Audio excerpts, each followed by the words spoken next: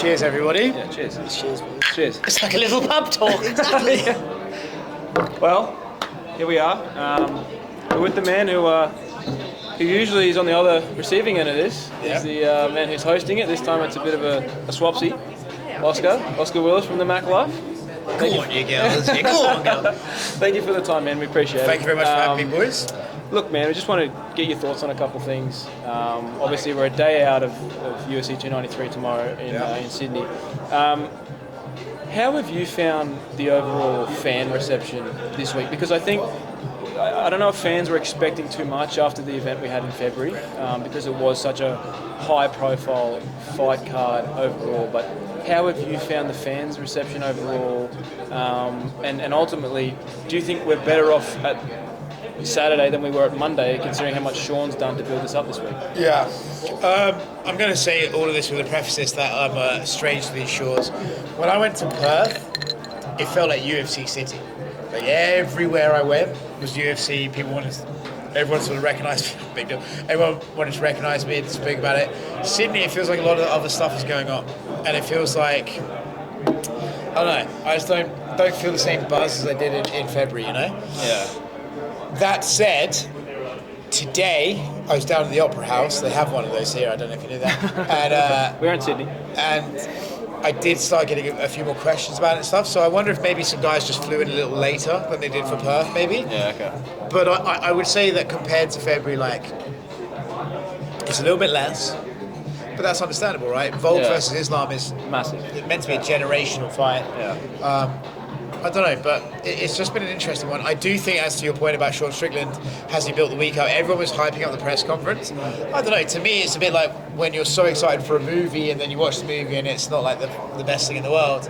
That was a little bit like the press conference to me. I was kind of, only went 20 minutes, usually they go a lot longer. And I sort of thought like, well, we knew he was going to say this, he said this, it was funny, and here we are. So I don't know if that necessarily helps shift any pay-per-view buys or anything. But I do feel today walking around that there's a little bit more buzz than on Monday. Yeah. Speaking on the Sean Strickland fight, everyone's kind of saying that his only path to victory is to make it a war. But I saw a comment when I was going through the old YouTube doom scrolling last night, and someone basically brought up that even by sort of faking a takedown or even attempting one, Sean could kind of change the dynamic of the fight. Because, look, I don't think anybody expects Sean Strickland to go put on a wrestling clinic on Adesanya. I don't think that's going to happen. But do you see a path to victory for Sean other than making it a war where maybe he can mix things up a little bit more to keep Izzy guessing to bring about that chaos? Not really, to be honest with you. I saw he said to Nina Drama that, like, I see a world where I wins round 3, 4, and 5. I don't really see how. I like Sean, so I'm trying not to be disrespectful, but if you look at, so what's he going to do? He's going to wrestle? Well, I would say Rob Whittaker's a better wrestler than him, and Israel out-wrestled him in their second fight. Okay, so he's going to stand with him. I think his stance is literally the worst possible stance you could do for Israel. If you watch the Romero fight, Israel chopped that fucking leg down constantly, and Sean's leg is even more primed to be hit. Yeah. So I think, realistically, if you're looking at any technique-based strategy, Sean's going to lose that fight. If he's going to find success in here, it's ironic, because people used to say he's like the American Bisping. Ironically enough, it's like Bisping versus Rockhold, the second fight. He basically needs to get in there and just put one on his fucking chin and just he kind of needs to, I almost think Israel is so genius with his patterns of movement and his reads that in order to beat him, you need to be really like kind of winging in from weird angles. Like you kind of need to be like spazzy. That's why I kind of think Dricus versus Israel is an interesting fight, because Dricus doesn't do anything normal. I think that's kind of what you need to do. So I think Sean needs to kind of get in there and almost windmill in and just hope for the best a little bit. But technically, I don't really see a way he can like outpoint Israel Adesanya. Aside from tomorrow, I know next weekend you're back in Vegas for Shevchenko and Grasso too. I had a thought earlier was whoever wins that fight, I don't think they're doing a third fight. I don't believe they'd do a third fight. I think they'd move on to a fresh contender, which is my question of who. I think there's two clear contenders, Aaron Blanchfield and Manon Farrow, and also Tatiana Suarez. Who out of the three do you think had the most dominant performance to grant the next shot at the title? I think Tatiana should win. We always talk about like double champs, and we're sort of waiting for the triple champ, right? Hamzat, when he showed up, we're like, maybe this is the first guy to do triple champ. I think Tatiana Suarez in the women's could be a triple champ. She could do 115, 125, 135, and I actually think she could do it relatively easy. Wow. So I would put her on hold at 125 for the moment and ask her to focus on the lower weight before she gets too old to make it. I don't know, man. Like, this is again going to sound kind of disrespectful. I don't know if Manon's like ever given me a performance that I'm like, fuck, that was impressive. No, I agree. She like kind of outpointed Kaylin Chikagian in like the weirdest jab fest ever. She beat Rose with a clearly compromised Rose and decided trying to make out like, oh, I'm bigger than her. It's like, well, if you're bigger than her, you should have smashed her up. You didn't really. I think Erin's clearly. When Erin started, it was like another Tatiana Suarez. Like, oh, this is like a female Khabib. She's going to come in there and murder people. Now, I think we've learned that, like, her head apparently doesn't move when she jabs. Like, it just stays right there. I think that's going to be an issue for her.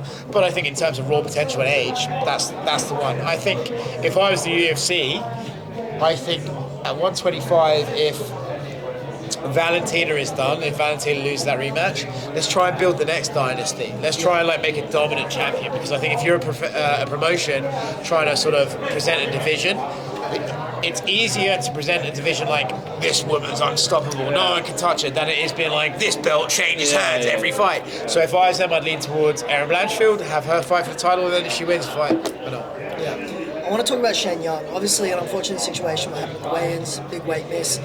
Do you think that even though we have a title fight, that Shane Young has the most pressure on his shoulders going into this card? Because he's on a losing streak. This is a big weight miss. I don't feel like he just needs to win this weekend. I feel like it needs to be the viral sort of win that could keep him in the UFC. He's in a really tough position, and the weight miss did kind of hurt, right? Because if you come out and you win decent, or even just win, that's good. But if you do it and there's an asterisk next to it, like the fans might forget that asterisk, the UFC won't. And they'll remember that.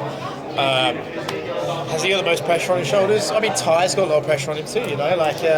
Ty's trying to be an elite heavyweight, and he sort of is one of those. Like, he's like, at the moment, it feels like he's a Cowboy Cerrone. He's there. Oh, there's an echelon that he can reach.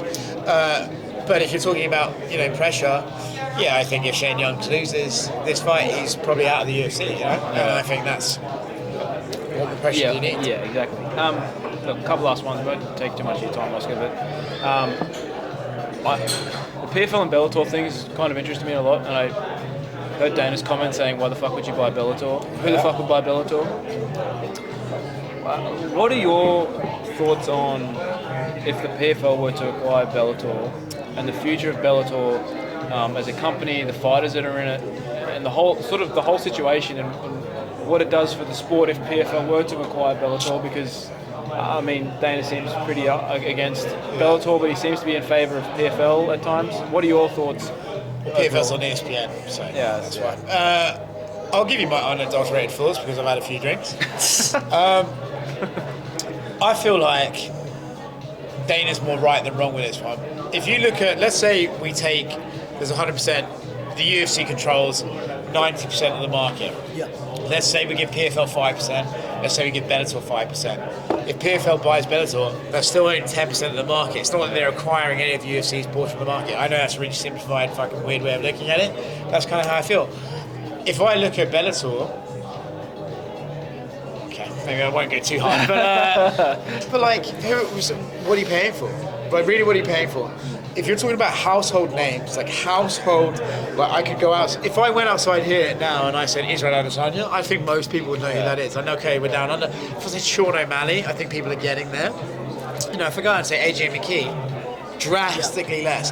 And AJ McKee is one of their biggest stars. Yeah. That's one of the guy you would pay for. The Pitbull, there's that. After that, what are you paying for? Yeah. Do you know what I mean? So MVP's even gone. You don't even get him. So I kind of feel like PFL are doing it because it's a statement rather than like this is an acquisition that will take us to the next level. I think it's more like a statement purchase. Like, we're buying Bellator.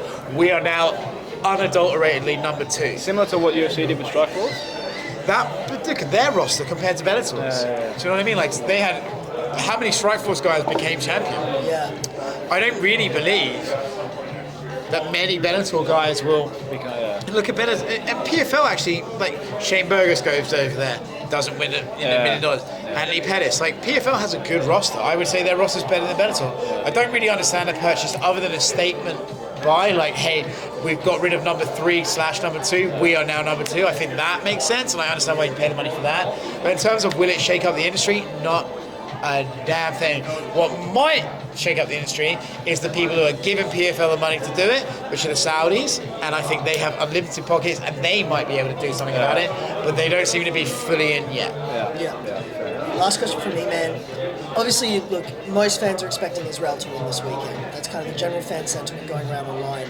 But the reception that Sean's gotten in Australia has been massive. The fans here love him. The fans around the world love him. Do you think a loss this weekend would really damage his stock that much? Because I was surprised at the reception he got here in Australia. I was expecting some cheers, 100%. But especially at the press conference, like the support seemed almost 50-50, if not slightly more in favour of Strickland. So do you really think the loss this weekend would hurt his stock that much? I don't. I think Strickland, as a character, is going to be one of those guys that his record really is irrelevant. You know, now it's a bit weird, right? Because Colby has a shtick, and Colby's shtick works because he's obviously really fucking good. I don't know, if Sean went on like a 3-fight losing streak, you know, being like wacky and roasting the media, that might get tired. But if he wins one, loses one, wins one, loses one, it's going to be one of those things where, like, if you look at fight weeks, you know, there's times where fight week happens and like not one person on the card has a real like unique character. So then when Short Strickland comes around, it's like, oh, this is interesting, this is different than we're usually used to. So I think he'll always be like the funny guy. He would, in my mind, I can see him becoming a Cerrone, a Jim Miller. Good, not great, but I recognise that guy. I'll cheer for him every time I see him. You know, I think that's where he could be. And I honestly, I mean, he might disagree with me. I think he'd probably be quite happy with that. Yeah, you know? Absolutely. Oscar, thank you so much for joining us today, man. Cheers, lads. Final cheers. Thank you for the time, brother. Appreciate it. It's all right, mate.